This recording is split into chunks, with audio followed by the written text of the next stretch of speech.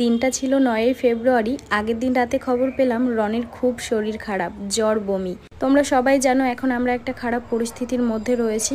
রনির মানসিক অবস্থা ঠিক নেই। তাই 9 তারিখ বাবার সাথে আমি চলে যাই রনির কাছে।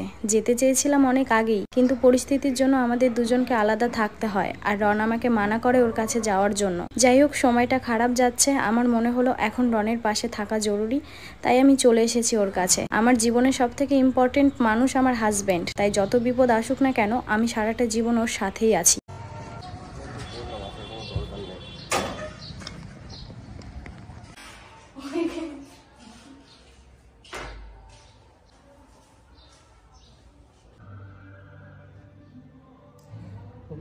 সবাইকে কাজে বাজের মধ্যে ইনভলভ থাকতে হয়। বেশি টাইম পাই গেল না, সবাই কুটকাখালি করতে শুরু করবে। আমি এখন খুব ভালো একটা জায়গায় আছি, রনের রান্নাঘর এটা। আমি সব থালা বাসনগুলো মেজে নিয়েছি, আর এই যে এখানে সব থালা বাসন রেখেছি। আর এখানে এই যে ডিম রান্না করব বলে আমি 4টে ডিম সিদ্ধ করেছি, যাতে দুবার খেতে পারি। তা আমি রান্না ভালো পারি না, যেটুকু পারি কেউ যদি আমাকে বলে বলে দেয় তাহলেই পারি। তো রন আমাকে বলে বলে দিচ্ছে, আর আমি সেইভাবেই রান্না করছি। তো এই যে এইখানে আমি সব কেটে নিয়েছি। রন খুব সুন্দর রান্নাঘরটাকে সাজিয়েছে, দেখো। এই যে ব্লিঙ্কিট থেকে আলু অর্ডার করেছে, আলু পেঁয়াজ আছে এখানে, আর এখানে 2টো বেগুন আছে, আর রসুন, টমেটো, আর কিছুই নেই ওর সবজি। তাই আমি ওকে বললাম তাহলে আমি কি রান্না করব। ও বললো তাহলে একটু ডিম রান্না করো, আমি তোমায় বলে বলে দেবো। বহুদিন পর আমি আবার রান্নার কাছে আসলাম।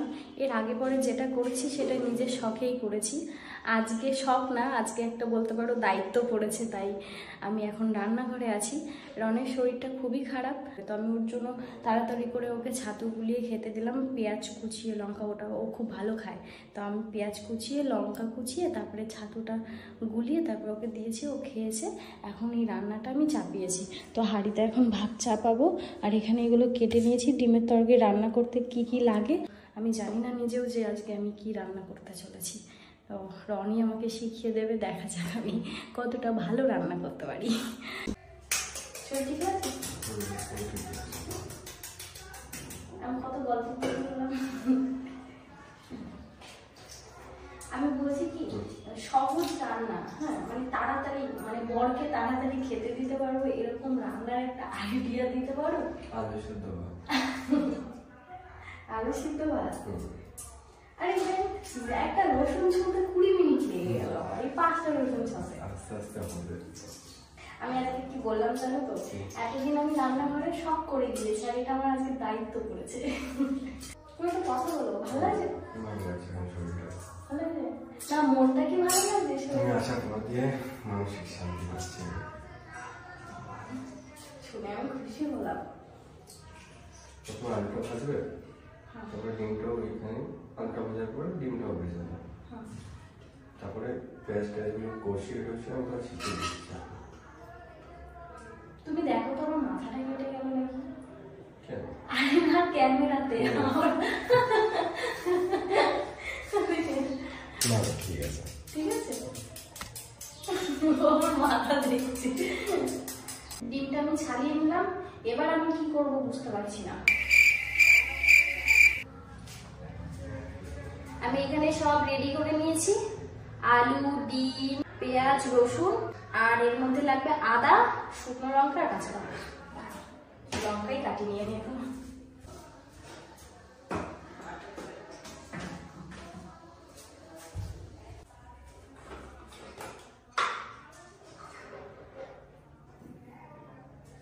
কি গো, শোনো একটু।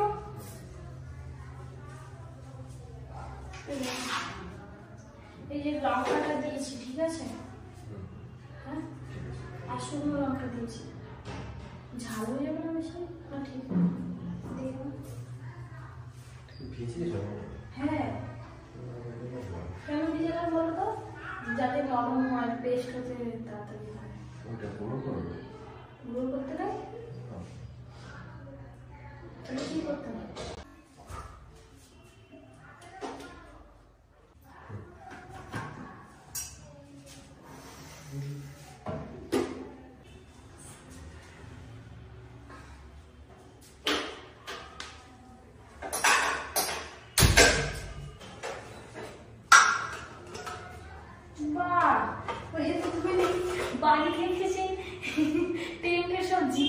নিয়ে এসেছে। তেলটাই আনতে পারতে, গড়বড় এটা থাকে ডিম ভাজবো তো, তারপর আবার লাগবে, তাই না? এটা কি অটোমেটিক বন্ধ হয়?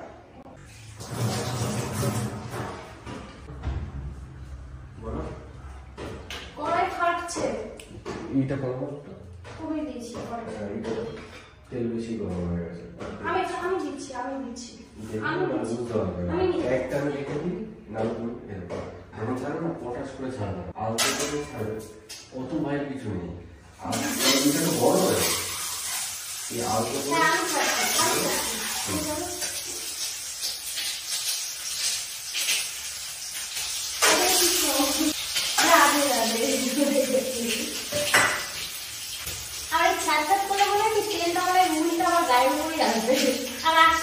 এখন আমি তোমার হেল্প করছি তো, 1 মাস পর আমার তোমার পাশে আসতে হবে না।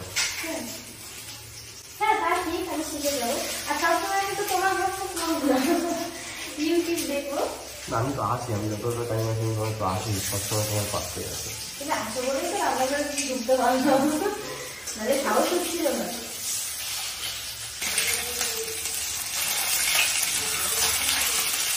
মাঝে মাঝে হয়ে গেছে বলো, তুলে দি হয়ে গেছে, আবার তো তরকারিতে দেবো, তাই না?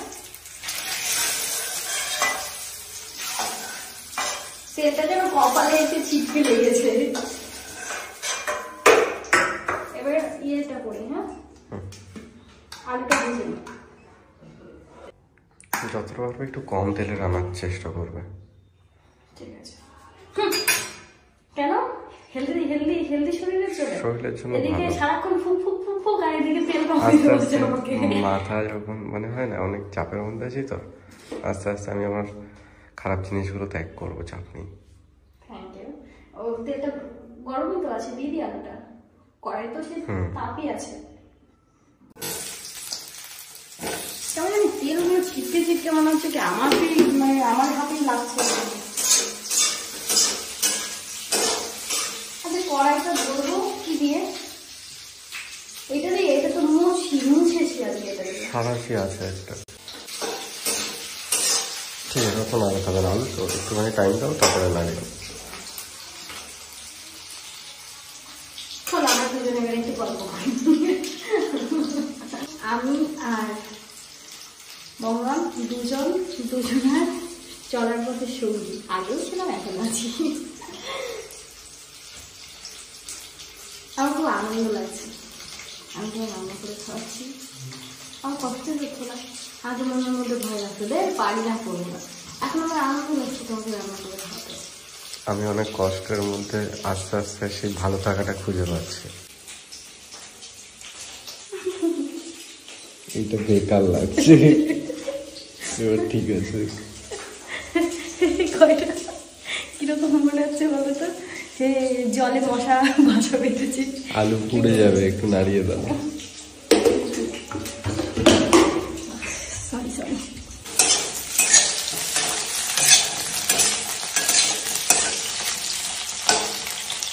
কড়াইটা তোমার খুব সুন্দর হয়েছে। তেলটা ছিটে এসে আমারই লাগছে খালি, তুমিও তো বাসা আছে, তোমারও তো লাগতে পারে। তুমি মনে হয় প্রথম মহিলা। হ্যাঁ অবশ্যই, এটা আমি বলছিলাম জানো তো, তাকে জানি। হ্যাঁ আমি বলছি কি, সবাই বলে যে মায়ের কাছ থেকে রান্না শিখেছি, আবার না হলে বলে যারা রান্না শিখেছি শাশুড়ির কাছ থেকে রান্না শিখেছি। আমার বলতে হয় কি বরের কাছ থেকে রান্না শিখেছি, এটা গর্বের। 4 মাস তুমি বাড়ির বাইরে, তাহলে 4 মাসে রন সব রান্না প্রায় শিখে ফেলেছে নিজে। মাংস থেকে শুরু করে সব রান্না পারে ও করতে, মাছ, মাংস, ডিম, সবজি, ডাল সব পারে করতে। তাই আমি খালি ভাবছি, তো ও আমাকে বললো তুমিও 1 মাস রান্নাঘরে ঢোকো, তুমিও পেরে যাবে, কোনো ব্যাপারই না। অবশ্য ও ইউটিউব দেখে শিখেছে, ও কারোর থেকে জেনে শিখেনি, আর সেটাই আমাকে এখন শেখাচ্ছে, ভালো লাগছে। ভাগ্যিস তুমি ইউটিউব থেকে 3 মাসে রান্নাটা শিখেছিলে, না হলে কোথায় খেতাম বলতো। দেখো, কারোর জন্য কিচ্ছু থেমে থাকবে না, তুমি একা, তোমার একারই করতে হবে সবকিছু। কারোর উপর ভরসা করা এখনকার দিনে সবচেয়ে বড় ভুল। নিজের উপর নির্ভরশীল হওয়া খুবই জরুরি, সেটা ছেলে হোক বা মেয়ে হোক। আজকে যেমন আমার একটা জিনিস খুবই খারাপ লাগছে, আমি যথেষ্ট বড় হয়েছি, আমি এখনো রান্নাটা করতে পারি না। আর কখন কোন বিপদে ছিল বলতে পারে? আমার অবশ্যই আমার সঠিক সময়ে আমার রান্নাটা শেখা দরকার ছিল।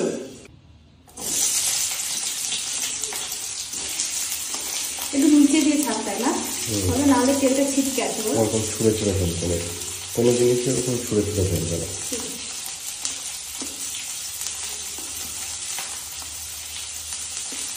আর কি দেবো ওর সাথে?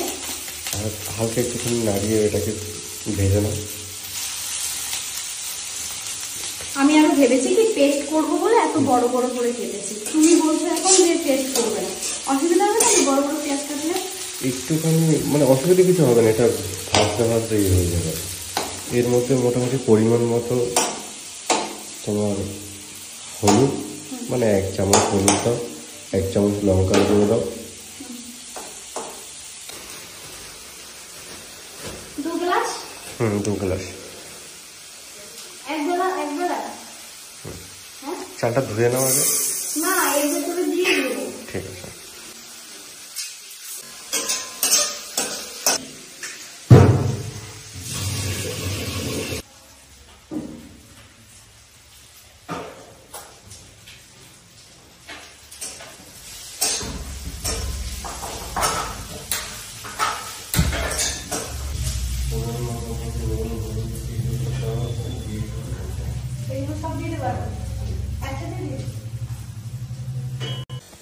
বেচারি ক্যামেরা বন্ধ হয়ে গেছে, সুইচ অফ হয়ে গেছে, বেচারি বুঝতেই পারেনি। আর এদিকে রান্না মোটামুটি আসলে এগিয়ে গেছে। এরপর একটু জল দিয়ে দেবো, অল্প একটু। ভাত হয়ে এসেছে দেখো, এখনো ফোটেনি।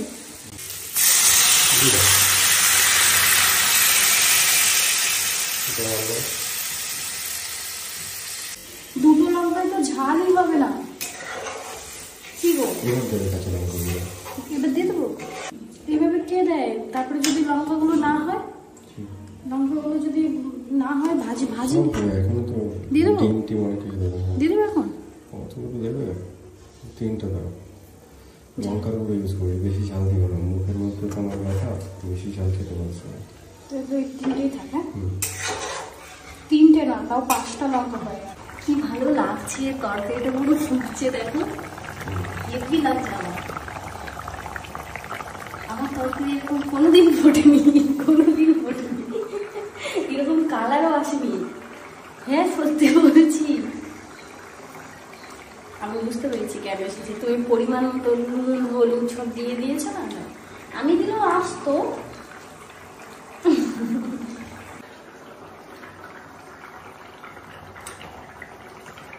দেখো তরকারি কি দারুণ লাগছে না দেখতে।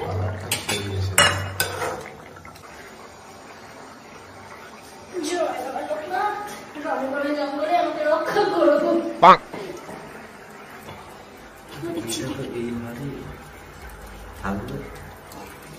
ছোট হয়ে যাবে, এটা ঢুকে যাচ্ছে, এটা তো সসপ্যানের মধ্যে ঢুকে যাচ্ছে। ওই হাঁড়িটা, তার জন্য তো এই হাঁড়িটা রান্না করি। এটা হবে বলো? না, খুলে যাচ্ছে, খুলে যাচ্ছে, এটা খুলে যাচ্ছে গো। হয়েছে, সাবাস, হয়ে গেছে। এটা খুলে যাবে না তো? ভয় লাগে। এই শুরু করলাম রান্না, হয়ে গেল রান্না। হ্যাঁ, ভাতটা কি অবস্থা? হচ্ছে তুলে দেবো? এইগুলো তুমি ভাত রাঁধতে জানো? বুঝতে পারছি, মানে ফ্যানটা করছে কিনা দেখতে পাচ্ছি না।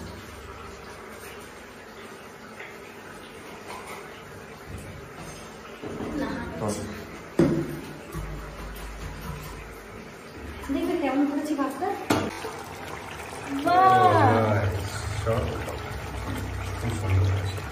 তরকারি হয়ে গেছে না? তরকারি হয়ে গেছে, আমাদের রান্না কমপ্লিট। তরকারিটা দেখো, একদম মনে হচ্ছে কিরকম বলি বলো তো, ওল্ড কিচেন মাসিমা আছে আমাদের, তার মতো দারুণ। তো আমার স্নান করা হয়ে গেছে, আর এখন ভাত খাবো। আর তরকারিটা তো রনি শিখিয়ে দিল, তোমরা তো দেখলে, কিন্তু ওই রিভিউ দেবে যে কেমন হয়েছে খেতে। আসো ভাতটা বাড়ি। তোমাকে কত মিস করছিলাম আমি এই কদিনে, বলো তো। তুমি আমাকে কত সুন্দর ক্যামেরা ধরে একটু হেল্প করে দিয়েছো আজকে। দেখো কি সুন্দর দুটো প্লেট কিনে এনেছে।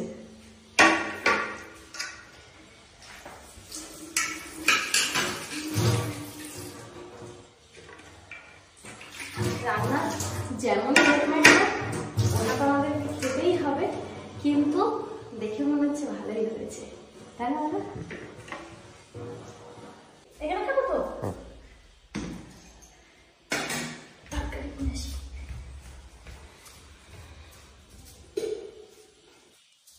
এটা দেখে না তোমার লোভ লেগে যাবে, জানো তো। দেখো দেখো, ঠিক লাগছে না দেখতে?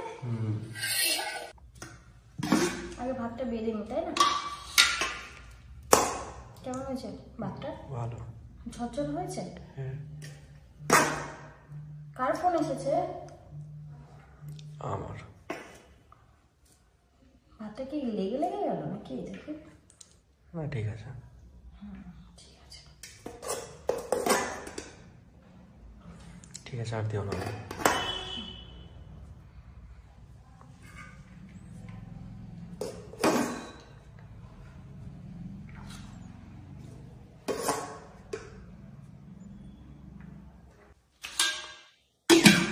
এই ঘরে প্রচন্ড মশা, জানো তো। ধূপকাঠি ধরিয়েছো?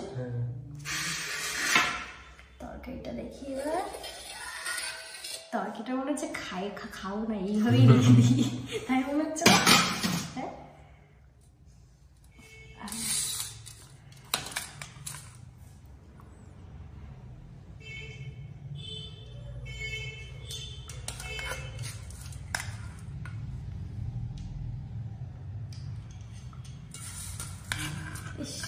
তোমার ডিমটা ছোট পড়ে গেছে গো বর, পাল্টে দিচ্ছি। তোমার ডিমটা ছোট পড়ে গেছে। সরি, তোমার ডিম না, মুরগির ডিম।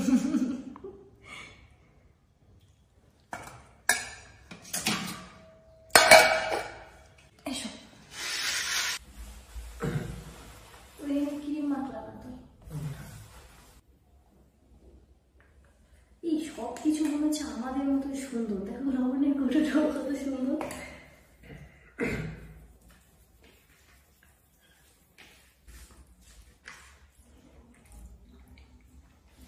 ক্রিম রয়েছে, দেখো।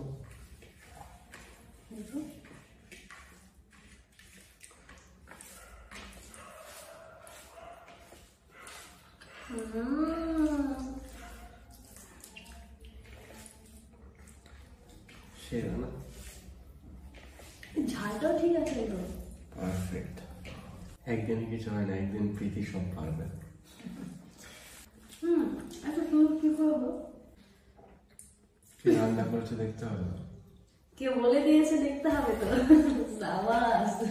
আমার তো মনে হচ্ছে তুমি একটু বেশি সুনাম করছো। সিরিয়াসলি খুব সুন্দর হয়েছে। একটা জিনিস দেখবে তো, আমরা ভাত খেতে বসেছিলাম, খাওয়া হয়ে গেছে, এটো থাকটা এখানেই রয়েছে, এত মশা ধরেছে, রন আর আমি মশাগুলোকে এক জায়গায় জড়ো করেছি। এতগুলো মশা আমাদের পেছন দিয়ে, আমাদের মাথার উপর দিয়ে ঘুরঘুর করছে, ওগুলোকে মেরেছি। আর তারপর কথা, এরা না অজ্ঞান হয়ে পড়েছিল, এদেরকে সব তুলে তুলে এক জায়গায় করেছি। এখন আমি এদের কি বলবো বলো তো, ঘাট শ্রাদ্ধ করবো।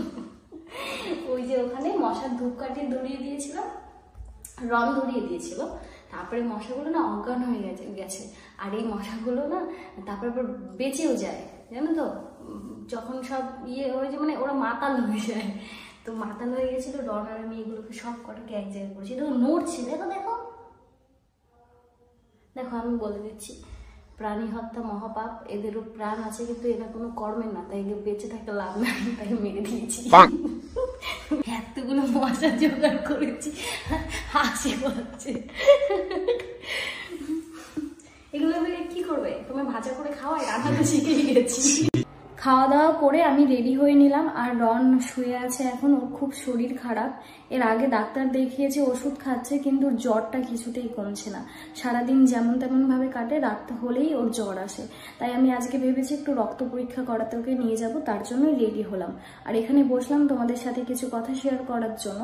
তোমরা অনেকেই দেখে থাকবে, আমি একটা কমিউনিটি পোস্ট দিয়েছিলাম, যেটা দেখে তোমাদের অনেকের অনেক কিছু ধারণা হয়েছে। তোমরা জানতেও চেয়েছো ঘটনাটা কি। আমার মনে হচ্ছে যেই সময়টা আমার নষ্ট হয়েছে সেটা নিয়ে পড়ে না থেকে জীবনে এগিয়ে চলাটাই ভালো হবে। আর সাথে এখন রনের সিচুয়েশন খারাপ, আমি চাইছি রনও একটা সুস্থ জীবনে ফিরে আসুক, আমরা দুজনে ভালো থাকি। তাই আমি এই মুহূর্তে তোমাদেরকে কিছু জানাতে চাইছি না। যদি পরিস্থিতি অন্যরকম হয় তাহলে আমি জানাতে অবশ্যই বাধ্য হব। তোমাদেরকে অসংখ্য ধন্যবাদ রনকে এতটা সাপোর্ট করার জন্য, তোমরা বিষয়টা বোঝার জন্য তোমাদেরকে অসংখ্য ধন্যবাদ। আমরা একটা সুন্দর লাইফস্টাইল জীবন তোমাদের সাথে শেয়ার করেছি, তোমরা অনেকের অনেক ধারণা আমাদের মতো সুখী মানুষ হতেই পারে না, কিন্তু দেখো আমরা সবাই মানুষ, সবার জীবনে ঘটনা একই, প্রায় একই। তো আমরা তোমাদের সাথে এতদিন ভালো সময়টা শেয়ার করেছি, তাই তোমরা আমাদেরকে সেইভাবেই চিনেছো। অনেক কথা তোমাদের সাথে শেয়ার করে ফেললাম, আশা করছি তোমরা আমাকে বুঝবে। আর হ্যাঁ, এই ভিডিওতে আর একটা ইম্পর্টেন্ট কথা তোমাদেরকে জানিয়ে দিই, আমি শুধুমাত্র ইউটিউব কমিউনিটি পোস্টে আর ইনস্টাগ্রাম স্টোরিতে একটা কথা লিখেছিলাম, যেটা তোমরা অনেকেই দেখে থাকবে। আর তাছাড়া কিন্তু বাদবাকি কোনো পোস্ট না কাউকে কোনো কমেন্ট আমি কিছুই করিনি। যা তোমরা দেখতে পেয়েছো সবগুলোই কিন্তু ফেক আইডি। এমনকি এই যে পেজটা দেখতে পাচ্ছ, এই পেজটাও একটা ফেক পেজ। তোমরা হয়তো বিশ্বাস না হওয়ারই কথা, একটা ফেক পেজে এত ফলোয়ার্স মানে ভাববার বিষয়। যাই হোক, এই পেজটাকে আমি কোনোভাবেই বন্ধ করতে পারছি না। আরো প্রোফাইল পেজ প্রচুর আছে ফেসবুকে, মানে অসংখ্য, যেখানে আমার থেকে তাদের ফলোয়ার্স বেশি। তোমরা হয়তো আবারও বিশ্বাস নাই করতে পারো। এই যেই পেজটা দেখতে পাচ্ছ, এটাই আমার এখন মানে নতুন করা, এই পেজটাতেই আমি ভিডিও আপলোড করি। আর বাদ বাকি আগে যেই পেজগুলো ছিল সব হ্যাক হয়ে গেছে, নষ্ট হয়ে গেছে। আর ফেক পেজে এখন পুরো আমাকে ছাড়িয়ে গেছে ফেক পেজগুলো। যাই হোক, তোমাদেরও অনেকের ভুল হতে পারে, কারণ আমার আসল পেজ প্রোফাইল এগুলো চেনা মুশকিল এখন, যেহেতু আমার পেজের থেকে ফেক পেজের ফলোয়ার্স বেড়ে গেছে। তো তোমাদেরকে আমি জানিয়ে দিলাম, আমার এই একটা মাত্র পেজ, এখানেই যা পোস্ট করব তোমরা দেখতে পাবে, বাদ বাকি যেগুলো তোমরা দেখতে পাচ্ছ ওগুলো সব কিছু ফেক আইডি। তো ভিডিওটা আমি এখানেই শেষ করছি। একটা নর্মাল জীবনে ফিরতে চাইছি, রনকে হ্যাপি রাখতে চাইছি, তাই আজকের এই ভিডিওটা আমি তোমাদের সাথে শেয়ার করলাম। আশা করছি তোমরা আমাদেরকে বুঝবে। তো সকলে ভালো থেকো, সুস্থ থেকো, আর দেখা হচ্ছে নেক্সট ভিডিওতে।